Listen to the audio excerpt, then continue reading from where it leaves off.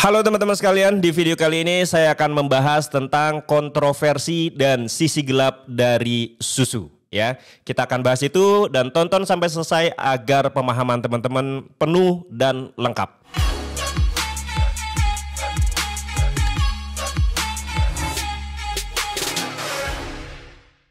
Bismillahirrahmanirrahim. Assalamualaikum warahmatullahi wabarakatuh. Teman-teman sekalian, terima kasih sudah tetap nonton video saya, sudah komen, sudah like, subscribe, dan share ya. Sekali lagi semoga video-video yang saya sampaikan bermanfaat dan ada inspirasi yang teman-teman bisa dapatkan. Nah, di video kali ini saya akan membahas tentang susu. Oke ya, susu. Jadi gini teman-teman. Ada terutama tahun 90-an ya, ada sebuah kalimat yang menarik, ada campaign yang menarik yang disampaikan oleh pemerintah ya, bahwa ada istilah 4 sehat 5 sempurna ya. Dan yang kelimanya itu adalah susu. Jadi kalau kita mau hidup sehat, mau dapat nutrisi yang cukup, maka kita harus memenuhi 4 sehat 5 sempurna atau yang kelimanya susu. Padahal kalau menurut saya mungkin ini udah nggak begitu relevan di sekarang ya. Mungkin kita sebenarnya nggak perlu minum susu lagi, tapi 4 sehat 5 sempurna yang kelimanya adalah perbanyak minum air putih misalkan ya. Nah, karena hal inilah kemudian saya berpikir yuk kita bahas tentang susu. Di video kali ini teman-teman saya membahas video ini tentang susu itu ada 6 bagian ya. Ada 6 bagian. Jadi teman-teman sekali lagi tonton sampai selesai agar pemahamannya lengkap. Dan kalau sudah lengkap baru teman-teman bisa komen. Ya jangan hanya karena ngelihat thumbnailnya, ngelihat judulnya lalu teman-teman komen. Tapi sebenarnya komen itu nggak relevan dengan yang saya sampaikan. Sekali lagi tonton sampai selesai. Yang pertama adalah ya bagian pertama dari video ini saya akan bahas tentang sejak kapan sih manusia mulai minum susu hewan ya, entah itu susu sapi, entah itu susu kambing ya kan, susu kelinci, susu ayam kalau ada gitu ya. Nah, itu sejak kapan sih sebenarnya? Nah, setelah saya baca-baca dari beberapa literatur ya, manusia itu minum susu selain ASI ya atau susu hewan. Jadi minum susu hewan itu baru mulai sejak 6.000 sampai 7.000 tahun yang lalu. Jadi belum lama teman-teman. Jadi minum susu hewan itu terjadi belum lama. Padahal manusia ini kan ada sudah sangat lama sekali. Dari zaman Nabi Adam sampai sekarang itu manusia sudah sangat lama. Tapi orang-orang kemudian mulai dalam tanda kutip rajin minum susu itu baru 6.000 sampai 7.000 tahun yang lalu. Nah, hal ini terjadi kenapa? Karena manusia pada 6.000 atau 7.000 tahun yang lalu sudah mulai bercocok tanam, sudah mulai beternak, memelihara hewan-hewan. Lalu kemudian dari situlah kemudian mereka berkreasi menciptakan minuman yang kata mereka sehat dan kita sebut sampai hari ini dengan istilah susu hewan. Susu sapi, susu kambing, susu dan lain-lain. Awalnya teman-teman ya, awalnya manusia menganggap susu itu menjijikkan ya, menjijikkan sama seperti menjijikannya nanah atau darah, sehingga mereka kemudian nggak minum dulu tuh awalnya ya. Tapi saya tidak menemukan literatur awal mula kenapa sih minum susu, apakah nggak sengaja keminum terus enak ternyata, apakah nggak sengaja minum lalu kemudian merasakan efek yang bagus buat tubuhnya atau bagaimana, saya tidak menemukan literatur itu. Tapi yang jelas di awal mereka menganggap susu itu jijik gitu ya, sama seperti nanah atau darah dari hewan. Nah, itu adalah sesi pertama yang ingin saya bahas ya. Sejak kapan manusia minum susu? Sejak 6.000 sampai 7.000 tahun yang lalu. Kemudian bagian kedua ya. Bagian kedua saya akan bahas bahwa sebenarnya manusia itu nggak perlu loh minum susu hewan ya. Sebenarnya manusia tidak perlu minum susu hewan. Nah, gini.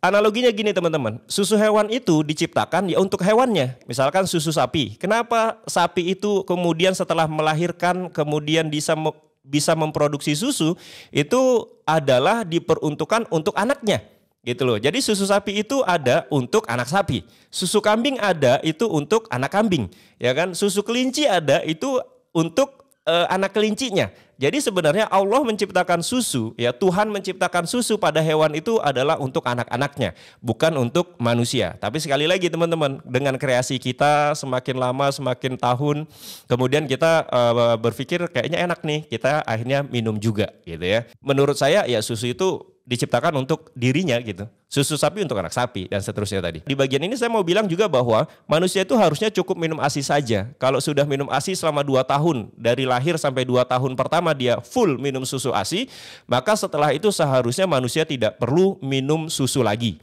Ya, di Al-Quran juga dijelaskan bahwa yang paling bagus ya susu dari ibunya masing-masing, ASI gitu ya. Kita dianjurkan dalam Islam itu memberi ASI kepada anak-anak kita selama 2 tahun atau lebih. Setelah itu ya sudah gitu. Tidak ada anjuran dalam Islam, anjuran dalam arti harus setiap hari minum susu, harus sering minum susu, itu nggak ada setelah ASI. Jadi setelah ASI selesai ya sudah. Kalaupun memang di dalil lain dikatakan bahwa Rasul itu minum susu juga loh gitu. Ya memang ada dalilnya, tapi kita juga harus paham bahwa Rasulullah pun minum susu nggak setiap hari gitu loh. Mungkin di momen-momen tertentu ketika ada yang memberi susu ya dia minum misalkan gitu ya. Dan masih banyak pertanyaan lain ya tentang susu ini. Memang Rasulullah minum, tapi ada beberapa pertanyaan yang mungkin masih mengganjal di pikiran saya pribadi. Jadi itu yang kedua, manusia harusnya minum ASI itu ya hanya ketika sampai 2 tahun saja. Setelah itu ya seharusnya tidak. Di bagian kedua ini saya juga mau bahas teman-teman bahwa susu itu mengandung laktosa. Jadi susu itu mengandung laktosa yang cukup tinggi, dan laktosa itu adalah jenis gula yang tidak dirancang untuk dicerna oleh manusia. Tapi kok kalau masih bayi bisa minum susu ya? Jadi gini teman-teman, kalau masih bayi ya, tubuh manusia itu dirancang masih mengeluarkan hormon laktos ya untuk memecah laktosa. Tapi kemampuan itu semakin dewasa, semakin besar, semakin dewasa kemampuan itu kemudian menurun. Sehingga kayak saya yang sudah dewasa, teman-teman yang sudah remaja, dewasa sampai sudah tua, itu sebenarnya nggak perlu minum susu karena memang tubuh kita tidak dirancang untuk bisa mencerna laktosa. Sehingga tidak mengherankan kemudian ada sebuah sebuah penyakit yang disebut dengan lactose intolerance. Lactose intolerance artinya adalah ada orang-orang yang alergi dengan laktosa. Kenapa? Karena tubuhnya memang tidak bisa memecah laktosa menjadi bagian terkecilnya dan kemudian digunakan oleh tubuh. Kalau gula di buah-buahan itu namanya fruktos ya. Fruktos. Kalau fruktosa itu bisa dipecah oleh tubuh. Kita mampu memecahnya sehingga kalau kita makan buah-buahan ya biasa-biasa saja. Tapi untuk sebagian orang ya, meminum susu itu bisa menyebabkan lactose intolerance ya. Dan ini efeknya bisa kita jadi mual, kemudian alergi dan sebagainya dan sebagainya. Jadi dari sini saya mau bilang manusia itu nggak perlu minum susu hewan lagi setelah penuh ASI-nya selama 2 tahun ya. Yang kemudian susu hewan memang untuk hewan bukan untuk manusia. Yang berikutnya kita tidak dirancang untuk bisa mencerna laktos yang ada di dalam susu, terutama ketika sudah beranjak dewasa. Itu bagian kedua dari video ini. Bagian ketiga saya mau bahas tentang lalu kenapa susu menjadi produk yang laris manis hingga sekarang. Nah ini sebenarnya sejarahnya baru ada sekitar tahun 70-an. Jadi pada tahun 70-an itu ada sebuah kondisi ketika ibu-ibu itu tidak bisa memberi ASI kepada anak-anaknya. Jadi misalkan contohnya ibu saya itu ketika anak keempat ya, adik saya itu kemudian ASI-nya nggak keluar. Nah pada kondisi seperti ini maka kemudian beberapa produsen susu berpikir, oh ternyata ada nih pasarnya. Orang-orang yang sudah melahirkan lalu kemudian tidak bisa memberikan ASI karena kondisi tertentu, entah ASI-nya nggak keluar ya kan, atau keluar tapi sedikit ya kan, sehingga kemudian kita harus memecahkan masalah ini sehingga produsen ini memproduksi, membuat susu formula yang kita kenal hingga sekarang. Nah tapi kemudian produsen ini berpikir teman-teman, wah kalau misalkan pasarnya hanya orang-orang yang tidak bisa memproduksi ASI, maka itu ceruk bisnisnya kecil. Ya, ceruk bisnisnya kecil sehingga wah ini nggak bisa growth ini kalau misalkan marketnya kecil, sehingga produsen susu formula ini berpikir bagaimana agar market dari susu formula ini membesar. Yang dilakukan kemudian apa? Yang dilakukan mereka melakukan strategi marketing, promosi besar-besaran, campaign besar-besaran yang mengatakan bahwa susu itu bagus buat kesehatan ya.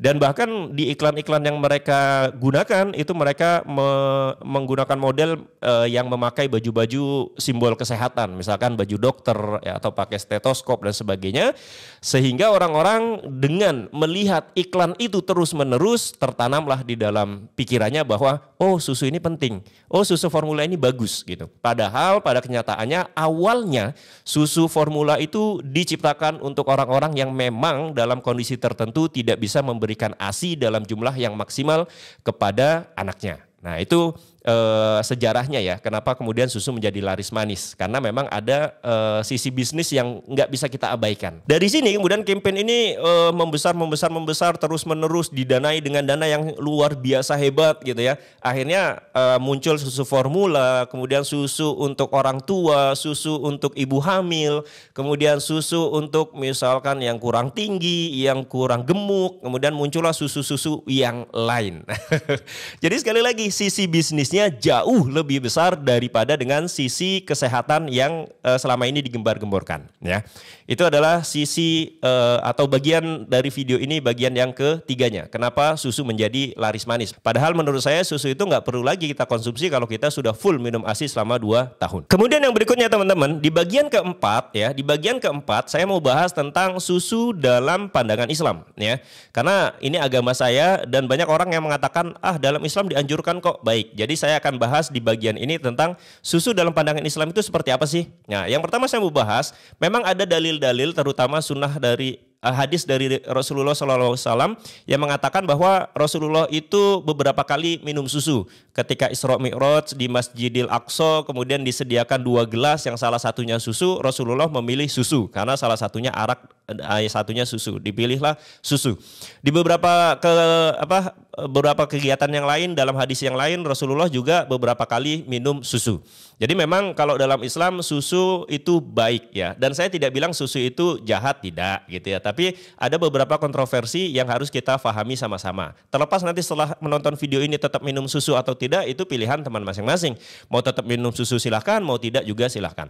Tapi kalau dalam Islam ada dalilnya yang mengatakan bahwa Rasulullah itu minum susu. Tapi juga saya kadang-kadang bertanya gitu. Baik, Rasulullah minum susu nih, benar gitu ya. Ada dalilnya dan itu sudah banyak diceritakan oleh orang-orang yang lebih kompeten daripada saya. Tapi yang jadi pertanyaan, apakah Rasulullah itu minum susunya setiap hari? Itu pertanyaan pertama saya. Apakah Rasulullah itu minum susunya setiap hari? Karena orang-orang zaman sekarang beranggapan bahwa kita minum susu harus setiap hari gitu loh. Tiap pagi minum susu gitu kan. Nah, apakah Rasulullah minum susunya setiap hari? Atau Rasulullah itu minum susu hanya kondisi-kondisi tertentu saja. Misalkan ada yang menyediakan baru diminum. Tapi kalau tidak ada, Rasulullah tidak dengan sengaja menyediakan susu. Nah, itu jadi pertanyaan pertama. Pertanyaan kedua, susu yang diminum Rasulullah ini susu yang jenis seperti apa? Apakah susu sapi, susu kambing, susu onta, atau susu yang lainnya? Nah, kita kan juga, terutama saya juga belum begitu paham sebenarnya susu apa nih yang diminum oleh Rasulullah.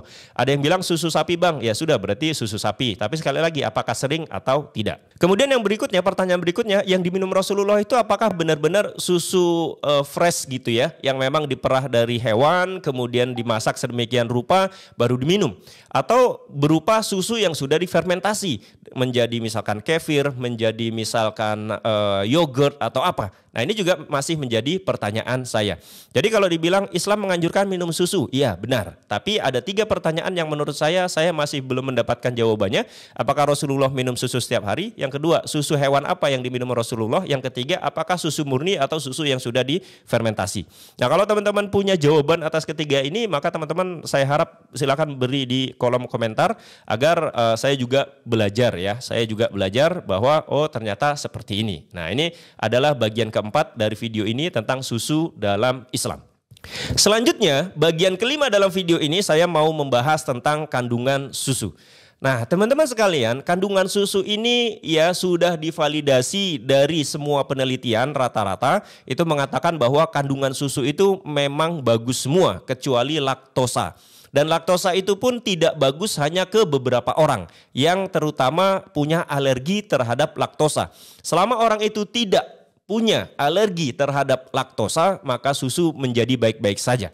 Nah, susu ini mengandung kalsium misalkan, kemudian vitamin D atau vitamin-vitamin yang lain ya, mineral dan sebagainya, sehingga susu ini sekali lagi saya bilang kandungannya itu sangat luar biasa bagus ya. Maka kalau dibilang susu ini sebenarnya sehat nggak sih? Ya kalau dilihat kandungannya bagus-bagus semua. Tapi satu tadi yang tidak, laktosa. Dan kita tahu bahwa laktosa itu menjadi tidak bagus ketika tubuh kita memang tidak punya kemampuan untuk mengolah laktosa menjadi lebih baik. Atau kemudian muncul alergi. Dan alergi ini lama-lama teman-teman bisa mual, kemudian bisa diare, muntah-muntah, dan sebagainya, dan sebagainya. Selanjutnya ya teman-teman silakan. Oh bagus kok, saya mau tetap minum susu, ya nggak masalah juga gitu. Tapi kemudian setelah lihat video ini, oh ternyata kita nggak minum susu juga nggak apa-apa kok. Ya sudah, aku nggak mau minum susu, ya silahkan gitu. Kalau Bang Saiha gimana? Nah kalau saya alhamdulillahnya memang dari kecil nggak suka susu. Jadi saya kalau minum susu tuh bukan karena alergi ya, tapi minum tuh kayaknya nggak masuk aja di saya gitu.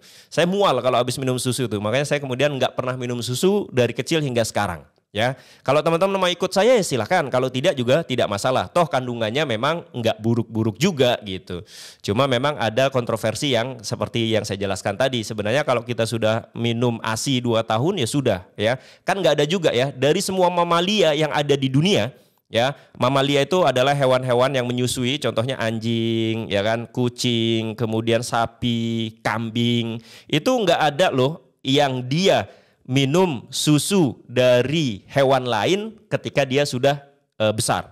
Jadi nggak ada tuh anjing kemudian minum susu kambing, itu nggak ada ya. Kecuali kalau memang kita pelihara lalu kita sodorin, mungkin dia akan minum. Tapi secara naluriahnya tidak ada mamalia lain yang setelah dewasanya dia minum susu dari hewan yang lain. Cuma manusia nih, mungkin karena memang kecerdasannya atau kreasinya akhirnya kemudian setelah remaja, dewasa bahkan sampai tua, kemudian kita terus menerus minum susu. Dan marketingnya luar biasa teman-teman. Ya ada yang menciptakan tadi susu untuk 50 tahun ke atas, susu untuk ibu hamil, susu untuk orang yang kurang tinggi, susu untuk yang kurang gemuk gitu ya. Dan itu di branding luar biasa, iklannya besar-besaran lalu kemudian laku ya gitu. Kadang saya berpikir kalau misalkan ada susu untuk ibu hamil, terus saya minum, saya bermasalah nggak ya? Gitu loh.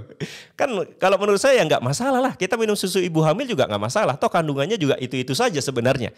Cuma ya itu tadi ya, itulah the power of marketing ya teman-teman.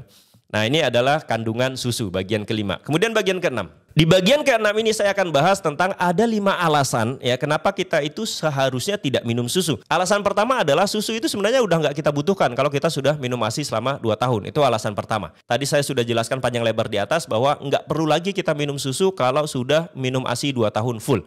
Yang kedua, alasan kedua kenapa kita nggak harus minum susu sapi atau susu hewan karena ada laktosa. Laktosa ini bermasalah ketika kita punya alergi.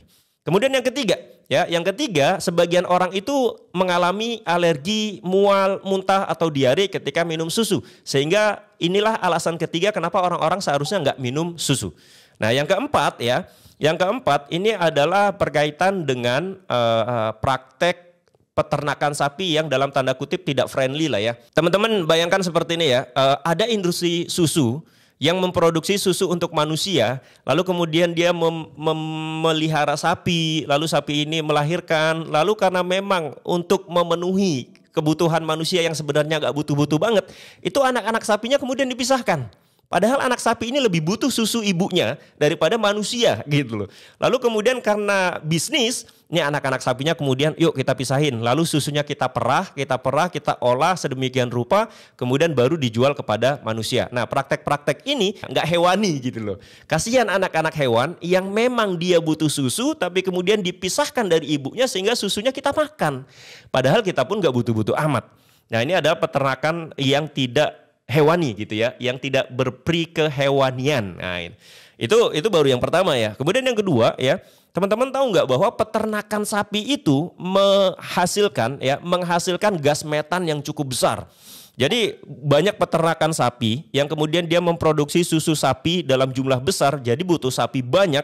Kemudian sapi ini mengeluarkan kotoran. Nah kotoran ini memproduksi gas metan yang sangat luar biasa banyak, dan gas metana itu sangat membuat udara kita itu menjadi panas atau global warming. Jadi efek rumah kaca itu salah satunya terjadi karena banyaknya peternakan sapi, kemudian banyaknya kotoran sapi yang dikeluarkan setiap hari, kemudian membuat gas metana semakin banyak di udara, dan global warming itu menjadi sangat parah seperti sekarang. Kemudian yang ketiga juga karena ini teman-teman, untuk menghasilkan 1 liter susu sapi itu dibutuhkan lahan 9 kali lebih luas daripada kalau kita memproduksi susu nabati. Ya susu nabati itu padahal kan masih banyak yang lain kan, kayak susu kedelai, susu almond atau susu yang lain, yang itu dibutuhkan lahan jauh lebih sempit daripada kalau kita memproduksi susu sapi. Jadi Kita bisa lihat nih alasan keempat, kenapa kita harus berhenti mengkonsumsi susu adalah karena pemeliharaan sapi itu ternyata tidak ramah lingkungan, ya. Dan juga kasihan dengan anak-anak sapi yang dari sejak kecil kemudian dia dipisahkan dari ibunya, susunya kita ambil, dia nggak minum susu, itu kan kasihan sekali.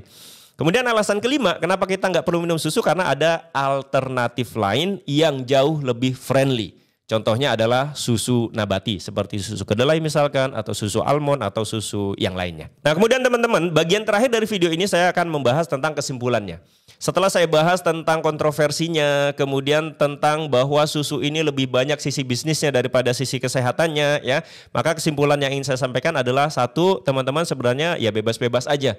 Mau tetap minum susu silahkan, mau tidak minum susu juga silahkan. Itu adalah pilihan masing-masing.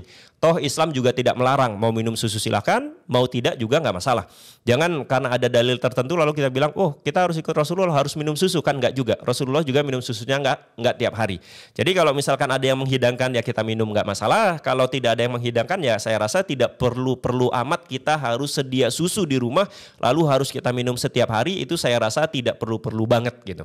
Asalkan sekali lagi kita minum ASI 2 tahun full waktu kecil, maka setelah itu ya kita nggak perlu lagi minum susu hewan yang lain. Itu kesimpulan pertama. Kemudian kesimpulan yang kedua, teman-teman pasti lebih paham dengan tubuhnya masing-masing. Kalau memang tubuhnya ngerasa bahwa butuh susu, ya silahkan minum susu. Tapi kalau ngerasa bahwa kayaknya aku nggak perlu minum susu deh, aku juga sehat-sehat saja, ya sudah berarti tidak perlu minum susu. Jangan sampai karena ada campaign yang begitu besar, iklan yang begitu besar, lalu kemudian kita ya latah ngikutin, wah aku harus minum susu nih. Padahal minum susu atau tidak minum susu kita tetap sehat-sehat saja. Kesimpulan yang ketiga teman-teman, ketika teman-teman mau mengkonsumsi susu, mau tetap mengkonsumsi susu, maka teman-teman ketika membeli dilihat kandungannya. Apakah memang itu murni susu, atau yang kedua apakah itu sebenarnya hanya susu buatan yang kandungan gulanya itu cukup tinggi. Kalau memang ternyata kandungan gulanya yang sangat tinggi, maka saran saya lebih baik ya sudah jangan diminum. Ya, karena bisa jadi mungkin kandungan susunya cuma 30%, 40%, 50% atau 60%. Sisanya adalah bahan kimia lain yang ditambahkan, entah itu gula, entah itu mineral-mineral atau vitamin yang sengaja ditambahkan agar misalkan rasanya enak, agar memangkas ongkos produksi atau apapun. Ya, ini adalah 3 kesimpulan yang ingin saya sampaikan pada video kali ini. Semoga menjadi manfaat buat saya pribadi dan buat teman-teman sekalian. Mohon maaf kalau banyak kesalahan. Assalamualaikum warahmatullahi wabarakatuh. Bye-bye.